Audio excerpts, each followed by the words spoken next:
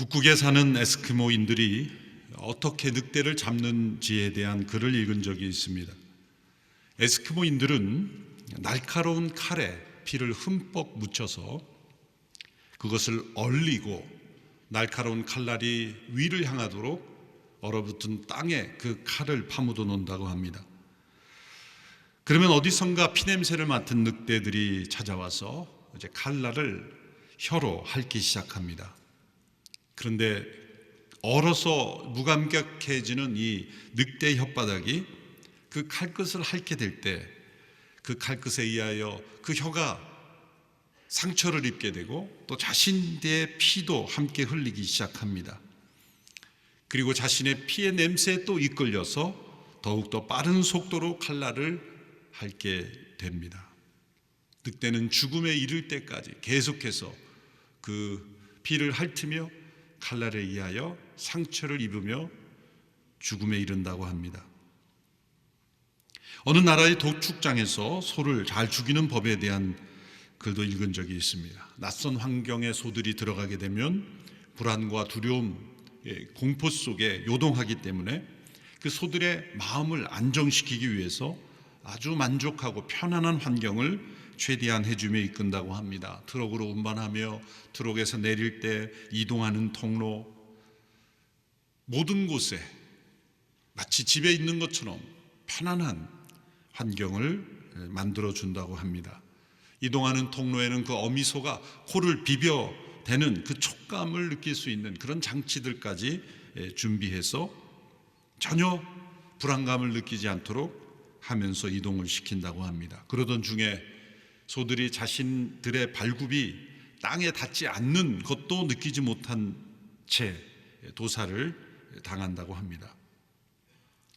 삶은 개구리 증후군이라는 단어는 들어보셨을 겁니다. 냄비 속에 개구리를 넣고 물의 온도를 서서히 조금씩 올려가면 죽음에 이르는 온도에 이를 때까지 개구리가 무감각해져서 죽어가게 된다는 거죠. 자신이 그곳을 나와야 된다는 생각조차 하지 못한 채 죽음에 이르게 된다라는 것입니다. 이 세 가지 이야기는 인간이 다른 생물을 다루는 방법을 말하고 있지만 실상은 인간 자신이 유혹에 의해서 어떻게 죽음에 이르는가라는 것을 보여주는 이야기입니다. 죽음에 이르는 유혹은 돌발적이고 충격적인 것 같지만 실상은 매우 점진적인 과정이라는 것을 알게 됩니다. 그리고 그 과정에는 반드시 속임을 당하는 일들이 일어난다는 겁니다. 늑대도 속임을 당했고 소도 개구리도 속임을 당함으로 그 유혹의 늪에서 벗어나지 못하여 결국 죽음에 이르게 된다는 것이죠. 그래서 오늘 말씀에 야고보서는 내 사랑하는 형제들이여 속지 마십시오 라는 권면을 하고 있는 것입니다. 이 유혹의 과정에는 반드시 속는 것이 포함되어 있다는 것이죠.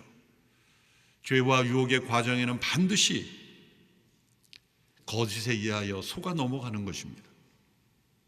우리는 이 유혹의 위력을 과소평가해서는 안 됩니다. 내게 닥친 유혹이 끔찍한 범죄처럼 보이지 않는다고 해서 그것에 방심해서는 안 된다는 것이죠. 유혹은 아주 작은 것처럼 다가오고 그것이 점점 우리를 빠져나오지 못하게 만드는 것입니다. 성경에 나오는 인물 가운데 유혹에 넘어갔던 그들이 하나님을 모르는 이들이 아니었고 하나님을 동행했고 하나님의 능력을 체험했던 이들이었습니다. 다윗, 히스기야 등등 여러 지도자들의 삶 속에 나타난 유혹에 넘어지는 과정 또한 그렇습니다. 다윗이 골리앗을 무너뜨린 직후에 유혹이 왔다면 능히 이겨냈을지 모릅니다. 그러나 평안한 가운데, 평탄한 가운데 이제는 누구도 다윗을 넘볼 수 없는, 다윗을 공격할 수 없는 막강한 힘을 가졌을 그때에 그에게 유혹이 찾아왔던 것이죠. 아무리 견고한 성이라 할지라도 그 성 안에 배신자가 단 한 사람만 있다면 그 성은 위험해질 수 있습니다. 우리의 삶을 아무리 견고하게 지켜간다 할지라도 우리 내면에 유혹의 씨앗이 있다면 우리 인생의 성은 무너질 수 있습니다. 그런데 사람들이 이렇게 유혹에 넘어졌을 때 언제나 즉각적으로 책임을 전가할 대상을 찾습니다. 다른 사람일 수도 있고 사단일 수도 있고 심지어 하나님일 수도 있습니다. 아담과 하와가 처음 타락하였을 때 하나님께서 아담에게 질문하셨습니다. 그 아담은 뭐라고 대답했습니까? 창세기 3장 12절에서 이렇게 대답했습니다. 하나님께서 함께하라고 제게 주신 그 여자가 그 나무 열매를 제게 주어서 제가 먹었습니다. 아담은 여자에게 책임을 전가했고 그리고 그 여자를 주신 하나님께 책임을 전가했습니다. 자신의 책임이 없다는 것이죠. 자신은 주어서 먹었을 뿐이고 그 열매를 준 여자를 하나님이 주셨기 때문에 하나님께 책임이 있다는 이야기로 책임을 전가한 것입니다. 하나님께서 여자에게도 질문하셨죠. 여자는 뭐라고 대답했습니까? 창세기 3장 13절 후반부에 뱀이 저를 꿰어서 제가 먹었습니다. 뱀에게 책임을 전가했습니다. 남자와 여자 모두 제가 잘못했습니다라는 말을 하지 않고 책임을 떠넘기고 책임을 전가하는 반응이 나타났습니다. 타락의 증거입니다. 그러나 오늘 하나님의 말씀의 유혹의 원천은 다른 누군가가 아니라 하나님이 아니라 우리 안에 있는 악한 욕심이다. 그리고 그 욕심을 이끄는 그 이면에는 하나님을 대적하는 사단이 있다는 것을 말합니다. 야고보서 1장 13절의 말씀을 함께 읽겠습니다. 시작. 누구든지 시험 당할 때 내가 하나님께 시험을 받고 있다라고 말하지 마십시오. 하나님은 악에게 시험을 받지도 않으시고 친히 누구를 시험하지도 않으십니다. 여기서의 시험은 12절까지의 말씀한 연단으로서의 시험이 아니라 유혹으로서의 시험입니다.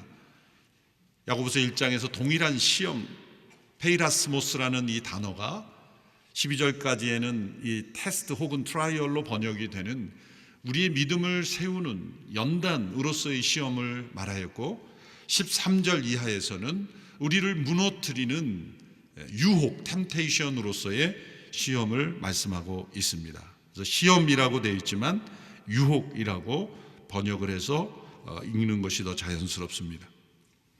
분명 유혹의 원천은 하나님이 아니라 우리 안에 있는 악한 욕심이며 그 욕심을 이용하는 사단에게 있다라고 말하셨습니다. 우리는 이 유혹을 넘어갈 때 언제나 이 아담과 하와의 이 책임 전가 핑계처럼 때로는 상황을 핑계하고 시대를 핑계하고 다른 누군가를 핑계합니다. 내가 왜 그 상황에 거기에 있었는지 나도 모르겠다. 우연으로 책임을 전가하는 것이죠. 그 사람이 그렇게 하지만 않았더라면 내가 그렇게 하진 않았을 것이다. 다른 누군가에게 책임을 전가하죠. 심지어는 하나님께 대하여 하나님이 나를 사랑하신다면 내가 가는 모든 길에 유혹거리를 다 미리 없애놔 주어야 하는 게 아니냐. 이렇게 뻔뻔스럽게 하나님께 대들며 책임을 전가합니다. 하나님께서 나를 사랑하시면 모든 유혹거리를 없애주셨으면 되지 않을까. 세상의 악한 모든 것을 다 징벌하시면 되지 않을까. 그렇게 교묘한 질문을 통해서 하나님을 대적합니다. 그러나 오늘 본문에 분명히 말씀합니다. 우리가 유혹당하는 것은 그 원인이 어디에 있는가? 14절에서 15절의 말씀입니다. 우리 같이 읽습니다. 시작. 각 사람이 시험을 당하는 것은 자신의 욕심에 이끌려 유혹에 빠지기 때문입니다. 욕심이 잉태해 죄를 낳고 죄가 자라 사망을 낳습니다. 성경에 인간이 빠지는 유혹의 본질 그리고 그 유혹의 사이클에 대하여 가장 분명하게 말씀하고 있는 말씀입니다. 각 사람이라 함은 누구에게나 해당되는 유혹이라는 것이고 자기 욕심이라는 것은 하나님을 추구하는 것을 방해하는 악한 갈망을 의미합니다. 여기는 세 단계의 사이클이 나옵니다. 죄와 유혹의 라이프 사이클이라고 말할 수가 있어요. 첫 번째 단계는 미혹의 단계입니다. 이것은 내면의 욕심이 외부의 유혹거리를 만나는 것입니다. 여기서 미혹이라고 쓰여진 단어는 물고기가 미끼를 문 상태를 뜻하는 단어입니다. 낚시꾼이 미끼를 낚시 바늘에 달아서 물속에 내릴 때 물고기가 지나가다가 그 미끼를 보고 이제 물지 않고 지나갈 수도 있지만 자신이 달려가 물었을 때 그 물린 상태를 미혹된 상태라고 말합니다. 그러므로 인간의 마음속에 있는 갈망 자체는 죄가 아닙니다. 그 단계는 죄가 아닙니다. 이 외부의 유혹거리가 출현하였을 때 그것을 스스로 물었을 때 그때부터 이제 죄가 시작이 되는 것이죠. 사람들의 마음속에 있는 여러 가지 갈망은 하나님께서 인간을 인간으로 존재하도록 하시기 위해서 지어주신 거예요. 배고픔을 느끼고 성적인 욕구를 느끼고 또 통치하는 욕구를 느끼고 인간이 만물의 통치자로 지음을 받았기에 모두에게는 이러한 통치 욕구가 있는 거예요. 문제는 그 욕구 자체가 아니라 잘못된 방향으로 사용되는 것이 문제죠. 어느 종교에서는 모든 인간의 불행의 문제는 이 인간 안에 있는 욕구가 문제이기 때문에 욕구를 제거해야 된다. 그래서 욕구를 제거하기 위한 여러 가지 프로그램들을 제공하죠. 그러나 욕구를 제거해야 되겠다라는 욕구가 있어야 되는데 그 욕구는 어떻게 제거하죠? 모순이 있는 거예요. 제가 불교라고 꼭 얘기는 안 하겠습니다. 인간 안에 있는 그 욕구를 제거하려는 욕구, 인간 스스로 그 욕구를 제거할 수도 없으며 제거할 필요도 없으며 그것이 해결책이 아니죠. 방향이 문제인 것이기 때문에 그 방향이 외부의 유혹거리를 무음으로 인해서 미혹된 것이 문제인 거예요. 그것이 미혹의 단계예요.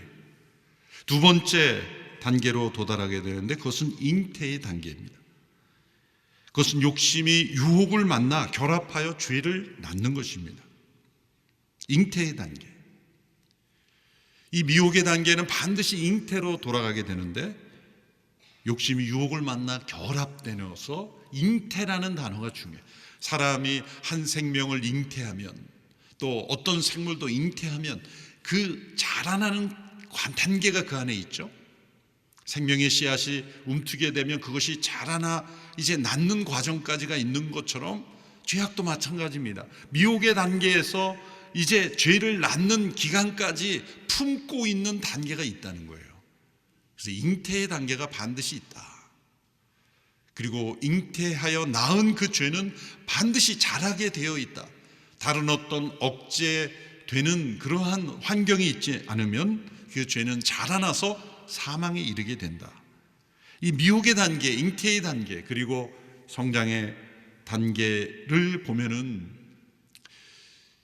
죄는 결코 한순간에 돌발적인 사건이 아니라는 것이죠. 어떤 과정이 있고 그 과정 속에 분명히 속임을 당하는 과정이 있고 그리고 성장의 과정이 있다는 것 우리가 알 수 있습니다. 동산 중앙에 있는 나무의 실과를 우연히 깊은 밤에 배가 고파서 모르고 따먹었더니 다음날 봤더니 그 열매였더라. 이것이 아니죠. 거기 보면 보암직도 하고 먹음직스럽도 하고 탐스럽기도 한지라 그 과정이 오랫동안 응시하였고 그것을 보고 생각했고 미혹이 됐고 그것을 마음에 품었고 그리고 선택했고 그리고 그것이 자라나서 행동에 이르렀다는 거죠. 인간의 어떤 죄악된 행동은 한순간에 돌발적인 즉흥적인 행동인 것 같지만 실상은 그렇지 않다는 겁니다. 이 미혹과 잉태, 죄가 자라는 사망의 단계에 이르는 그런 단계가 분명히 있다는 거죠. 그런데 그 이전에 이 미혹의 단계 이전에 왜 이런 미혹을 당하는가 라고 할 때 그 중요한 원인은 바로 자기 자신이 누구인지 잘 알지 못하는 이 정체성이 무너져 있고 또 정체성이 속임을 당할 때 일어난다는 것입니다. 태초에 타락이 일어났던 때에 여자가 뱀의 속임을 당합니다. 뱀이 하는 말을 가만히 들어보면 뱀이 여자에게 할 말이 아니었고, 그리고 뭔가 순서가 바뀌어 있다는 것을 알게 됩니다. 여자는 사람으로서 하나님의 대리인으로 세상을 통치할 수 있는 통치의 권위를 가지고 있었습니다. 그러므로 뱀에 대한 통치권도 있었습니다. 그런데 이 뱀은 속였습니다. 마치 자신이 중재나 혹은 어떠한 평가자가 되어 인간의 권위를 높여줄 수 있는 것처럼 그렇게 속인 것입니다. 여인은 그 실과에 대한 배고픔 이전에 자기 자신이 누구인가에 대한 정체성을 올바로 인식하고 있지 못했을 때 그 속임수가 귀에 들려오게 된 것입니다. 사단에게 속은 것입니다. 지난주 말씀의 9절 10절 말씀에 가난한 자는 자신의 높은 위치를 자랑하고 부유한 자는 자신의 낮은 위치를 자랑하라고 하신 이유가 무엇일까요? 자신의 정체성을 환경이나 재물이나 어떤 위치, 복음이 아닌, 하나님의 말씀이 아닌 다른 것에 근거할 때는 쉽게 미혹에 넘어갈 수 있기 때문입니다. 누가 미혹에 잘 빠지는가? 누가 잘 속는가? 그것은 내가 누구인가를 정확하게 알지 못하고, 특별히 예수 그리스도 안에서 올바른 정체성을 가지고 있지 못하는 이들이 잘 빠지는 거예요. 구약에 보면 이 미혹에 잘 빠졌던, 유혹에 잘 넘어갔던 대표적인 인물이 에서 아닙니까?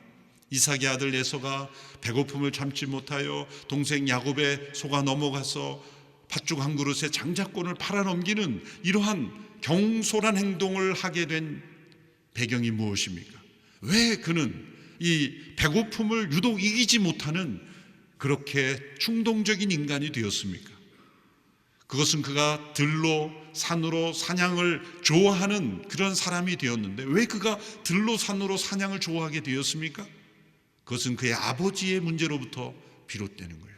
아버지 이삭이 에서가 사냥해온 고기를 좋아해서 늘 에서가 사냥해서 고기를 갖다 드리면 좋아했고, 그로 인하여 에서를 더 사랑한 거예요. 그러므로 이삭은 아들을 사랑한 게 아니라 고기를 사랑한 거예요. 아들이 잡아온 그 고기를 늘 사랑했고, 아들은 아버지의 인정을 받고 싶어서 들로 산으로 사냥에 집중한 거죠. 심지어는 자신이 죽을 날이 얼마 되지 않아 축복할 때에도 에서를 불러 내가 이제 너를 축복하려 하느니 사냥해서 고기를 잡아오너라. 끝까지 조건적 사랑으로 아들을 들로 산으로 나가게 했죠. 이삭도 아버지로서의 정체성이 올바로 형성되지 않았고, 그런 아버지 아래서 에서는 자신의 정체성을 아버지의 인정으로부터 받으려고 했고, 자신이 얼만큼 고기를 잘 잡는가를 가지고 자신의 정체성을 확인하려고 했던 것입니다. 그 결과 그는 매우 충동적이고 감각적인 인생이 되었던 것입니다. 이 올바른 우리의 정체성이 어디서 오는가? 아버지로부터 온다는 걸 알 수가 있어요. 제가 영화 하나를 소개해 드리고자 합니다. Show Me the Father라는 영화가 있는데 믿음의 사람들이 제작한 영화입니다.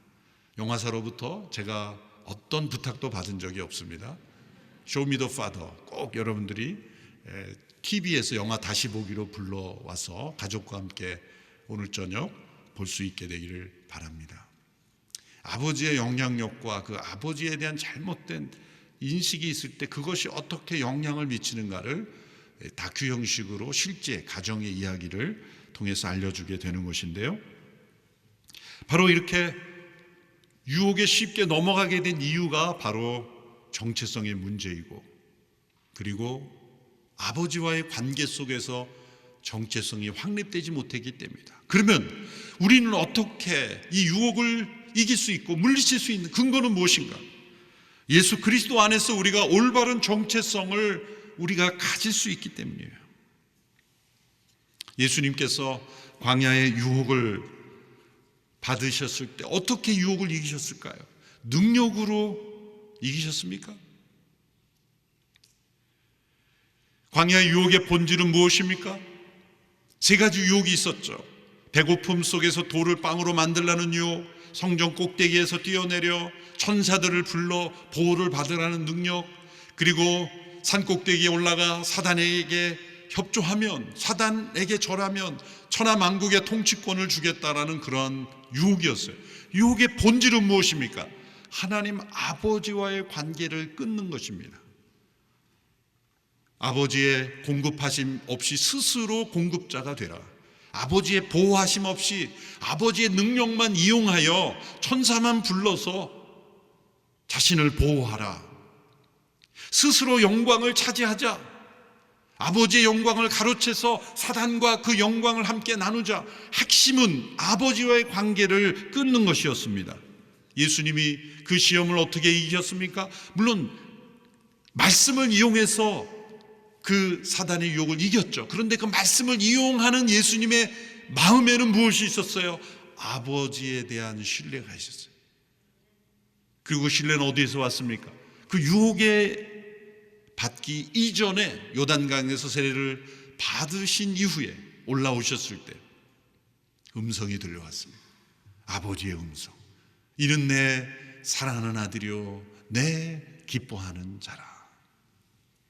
이는 내 사랑하는 아들이요 내 기뻐하는 자라. 이 아버지의 음성이 공생애를 시작하시는 예수님, 그리고 유혹을 광야에서 받으신 예수님, 우리와 동일하게 똑같이 유혹을 받으신 예수님께서 유혹을 이길 수 있었던 그 비결이, 그 능력이 바로 아버지의 음성에 있었던 것입니다.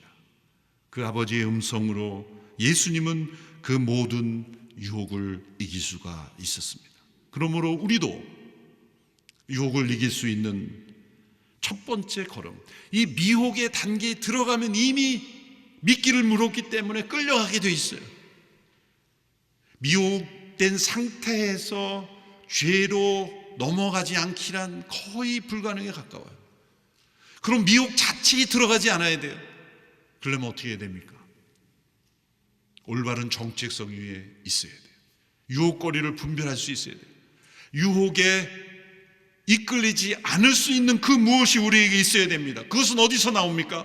바로 아버지 하나님에 대한 깊은 신뢰와 아버지의 공급하심, 하나님이 나의 아버지이심을 깊이 깨닫는 정체성에서 오는 것입니다. 그것을 강조하는 말씀이 1장 17절의 말씀에 나타나 있습니다. 1장 17절 말씀 같이 읽겠습니다. 시작. 온갖 좋은 선물과 온전한 은사는 위로부터 오며 빛들의 아버지께로부터 내려옵니다. 그분에게는 변함도 회전하는 그림자도 없으십니다. 왜 갑자기 유혹에 대해 말하며 빛들의 아버지 하나님에 대해서 말합니까? 우리 하나님은 빛들의 아버지시며 그 아버지께서 온갖 좋은 선물을 주시며 또한 온전한 은사, 다른 이들을 섬기는 일들을 할 수 있도록 우리에게 능력을 주시는 분이라는 겁니다. 여러분, 우리에게 찾아오는 유혹이 그토록 끈질기고 강하게 다가오는 이유가 무엇일까요? 예수님을 믿고 믿음의 생활을 하면 이제 유혹이 좀 사라져야 되는데 그렇지 않습니다. 천국 문에 이르기까지 유혹은 우리를 찾아온 겁니다. 절로 역정을 보면은 천국 문 앞에까지 유혹이 끊임없이 따라옵니다. 젊을 때 유혹이 있고, 노년의 유혹이 있고, 처음 믿음 생활 할 때 유혹이 있고, 믿음 생활이 깊어진 이후에 찾아오는 유혹이 있어요.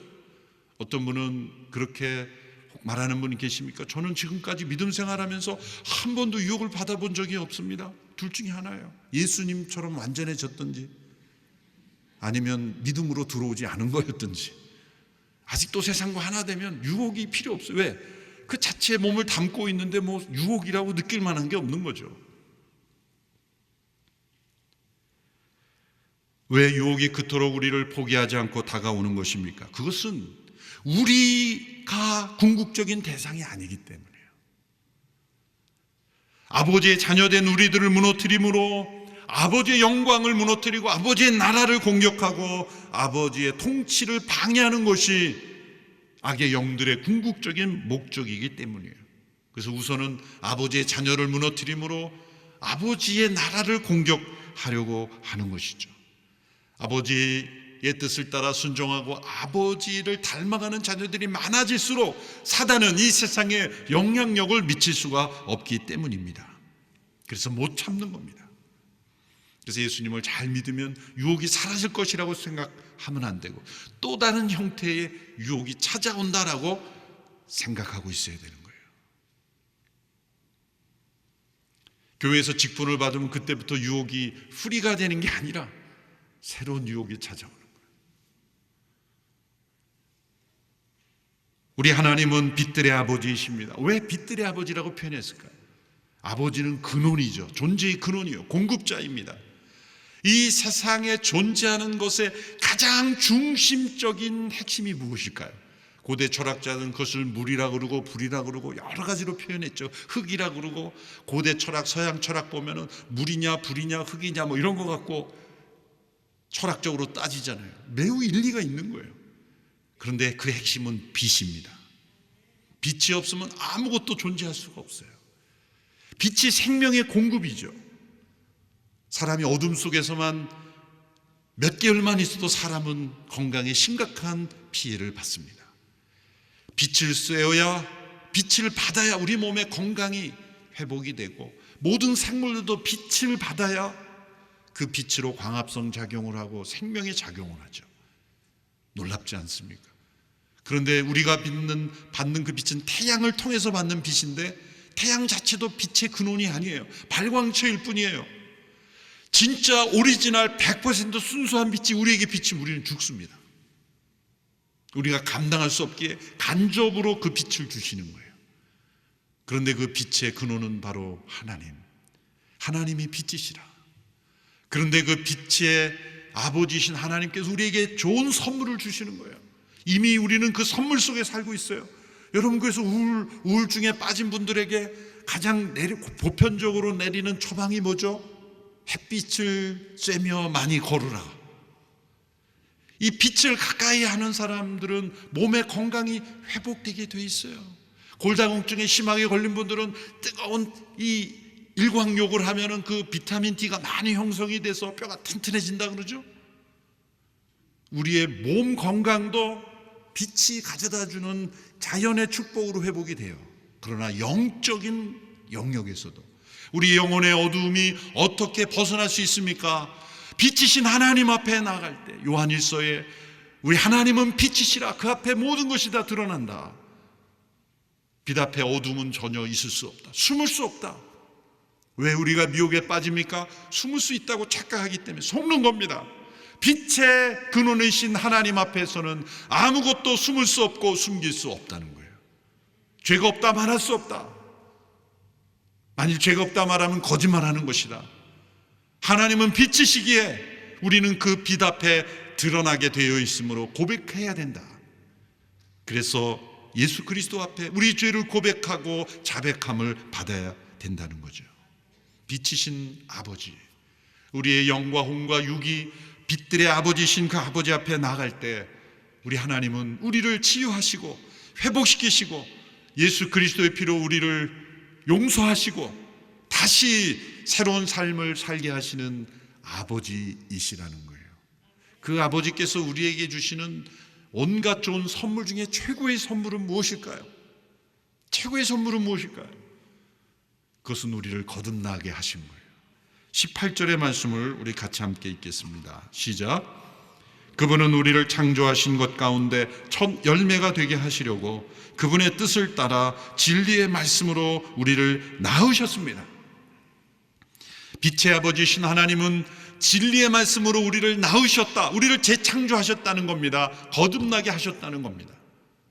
각 사람은 자신의 욕심을 따라 죄를 낳고 사망을 낳지만 우리 아버지 하나님은 우리를 진리의 말씀으로 낳으셨습니다. 새 생명이 되게 하셨어요. 첫 번째 창조의 세계는 하나님이 빛을 창조하시고 모든 만물을 창조하신 후에 인간을 제일 마지막에 창조하셨지만 재창조, 새하늘과 새 땅을 창조하실 때는 인간을 제일 먼저 재창조하시고 그리고 남은 피조물들을 구속하시는 방법으로 재창조를 하십니다. 그래서 첫 열매가 바로 인간을 구원하시고 낳으신다는 거예요. 복음, 그 진리의 말씀으로 예수 그리스도의 십자가와 부활로 우리를 다시 태어나게 하시는 것, 이것이 빛의 아버지께서 우리에게 주시는 새로운 창조의 선물입니다. 가장 좋은 선물입니다. 이것이 왜 가장 좋은 선물입니까? 성령으로 거듭난 재창조된 영혼들은 육신의 아버지로부터 받은 모든 상처를 다 씻음받고 진정한 우리의 아버지 하나님과의 관계 속에서 살아갈 수 있기 때문이에요.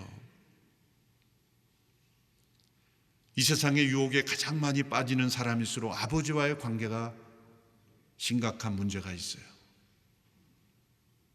그러나 그것은 아버지의 문제라고 말은 할 수 없어요. 그 아버지도 그 아버지로부터 상처가 있기 때문이에요.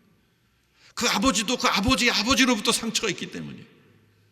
결국은 아담 안에서 우리 모두가 죄 가운데 살고 있기 때문이에요. 누군가를 비난할 필요 없어요. 왜냐하면 우리에게는 새로운 길이 열렸기 때문이에요. 빛들의 아버지께서 진리의 말씀으로 우리를 다시 낳으셨기 때문에 어떤 조상 탓, 누구 탓, 사단 탓 할 필요가 없이 이제 새로운 새 생명으로 살아갈 수 있게 되었고 진정한 아버지가 우리에게 계시다는 것을 알게 되기 때문이에요. 그 아버지를 모시며 살아가는 영혼은 이 세상의 모든 유혹을 이길 수 있게 돼요. 미혹의 단계에 들어갈 수 있지 않게 돼요. 올바른 정체성이 확립되기 때문입니다. 그래서 유혹에 빠져 죄의 습성 가운데 살아가는 사람은 기도하지 않는 삶을 삽니다. 기도란 아버지와의 교제예요. 대화예요. 성령께서 거듭난 우리의 영혼 속에 아버지라 부르게 하십니다. 아버지를 찾지 않는 사람은 반드시 유혹에 빠지게 되어 있어요. 반대로 유혹거리가 앞에 출현했을 때 아버지를 부르며 빛들의 아버지신 아버지를 부르며 유혹으로 달려가는 사람은 없을 거예요. 둘 중에 하나입니다. 우리가 아버지를 부르는 순간 우리는 유혹을 물리칠 수 있게 돼요. 그러나 아버지 이름을 부르지 않는 순간 우리는 미혹될 수밖에 없는 연약한 인생들이에요. 그런데 우리에게는 이 아버지가 계십니다.